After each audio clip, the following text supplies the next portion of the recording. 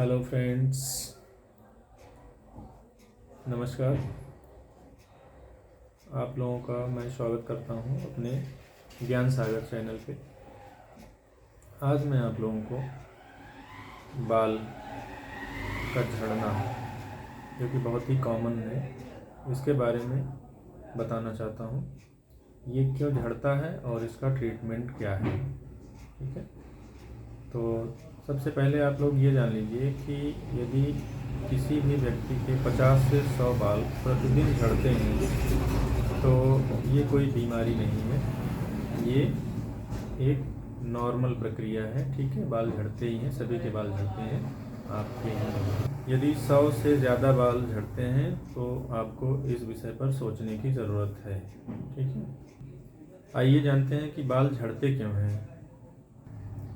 बाल झड़ने के लिए जो कुछ दवाइयाँ हैं, जैसे कैंसर के ट्रीटमेंट में जो दवाइयाँ चलती हैं, ठीक है, तो उसमें बाल बहुत ज़्यादा मात्रा में झड़ते हैं, ठीक है। और थायराइड ग्लैंड जो कि गले में होती है, उसके हार्मोन्स में इम्बैलेंस हो जाता है तो उसकी वजह से भी बाल झड़ते हैं। और दूसरा, जैसे डेंगू हो गया, टाइफाइड हो गया, ठीक है, मलेरिया हो गया, इन बीमारियों में भी बाल झड़ने की समस्या होती है। डायबिटीज़ के पेशेंट्स में भी बाल झड़ते हैं।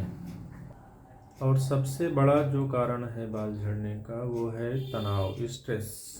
स्ट्रेस में आज सभी हैं, बच्चा हो, यंग हो या फिर बूढ़े हो, सभी लोग तनाव में हैं, ठीक है। तो तनाव एक सबसे बड़ा कारण है बाल झड़ने का।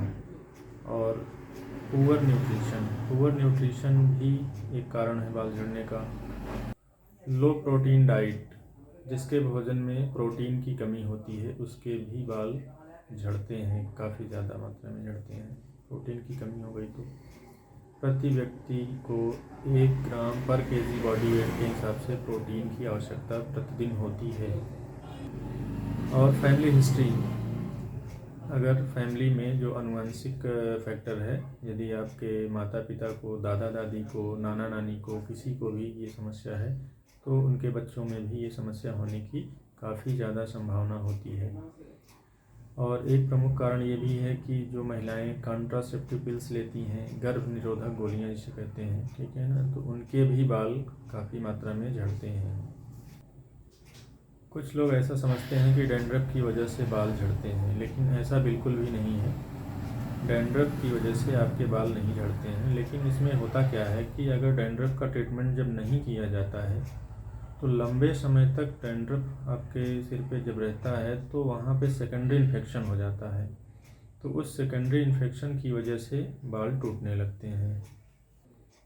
और रोग प्रतिरोधक क्षमता, जिस व्यक्ति के शरीर में रोग से लड़ने की क्षमता, इम्यूनिटी पावर कम है, उनके भी बाल झड़ते हैं। उनमें बाल के जो जड़ है वो कमज़ोर हो जाती है, ठीक है, तो जिसकी वजह से बाल झड़ने लगते हैं। तो आइए जानते हैं कि इसमें आप डॉक्टर के पास जाते हैं तो डॉक्टर आपका क्या क्या इन्वेस्टिगेशन करवा सकते हैं। तो इसमें डॉक्टर सबसे पहले आपका कुछ इन्वेस्टिगेशन करवाने के बाद ही आपका ट्रीटमेंट करते हैं, ताकि सटीक ट्रीटमेंट हो सके। जैसे आपका B12 जांच करवा सकते हैं, विटामिन D3 की जांच, थायराइड की जांच और हीमोग्लोबिन की जांच, इससे आपका खून कितना है ये मालूम पड़ेगा। ये सारी जांचें आपकी, प्रोटीन की जांच, ठीक है। तो ये आपका जांच होगा, उसके बाद जो भी रीज़न होगा उसका ट्रीटमेंट आपको दिया जाएगा। ट्रीटमेंट जो किया जाएगा वो कारण का ट्रीटमेंट होगा, जो भी समस्या आएगी उसका निवारण किया जाएगा। जैसे आपको आयरन की HB कम है तो आपको आयरन की गोली दी जाएगी या सिरप दिया जाएगा, ठीक है। पालक आपको खाने के लिए बोला जाएगा। इसमें पानी सबसे इम्पोर्टेंट है, पानी आपको बहुत ज़्यादा पीना चाहिए, 3 से 4 लीटर कम से कम पानी आपको प्रतिदिन पीना चाहिए, ठीक है। और पौष्टिक आहार लेना है, हरी सब्जियां खाना है, चुकंदर और अनार का जूस आपको नियमित लेना चाहिए। दवा के रूप में अगर आप जानना चाहते हैं तो इसमें मिनॉक्सिडिल लोशन आता है, जो कि 2% और 5% आता है। तो मिनॉक्सिडिल 2% लोशन महिलाओं के लिए इस्तेमाल किया जाता है और मिनॉक्सिडिल लोशन 5% पुरुषों के लिए इस्तेमाल किया जाता है। अब इनको जो लगाने की विधि है, स्कैल्प के ऊपर 1 ml सुबह और 1 ml शाम लेकर के रब करना है हल्के हाथ से, धीरे धीरे पूरे स्कैल्प पे इनको लगाना होता है। एक और ड्रग फिनास्टेराइड है जो कि केवल पुरुषों के लिए ही इस्तेमाल किया जाता है। इसका टैबलेट और सीरम आता है। सीरम को मिनॉक्सिडिल के साथ इस्तेमाल करते हैं। ये रहा इसका ट्रीटमेंट। मैं उम्मीद करता हूँ कि आप लोगों को ये वीडियो ज़रूर पसंद आएगा। Thank you.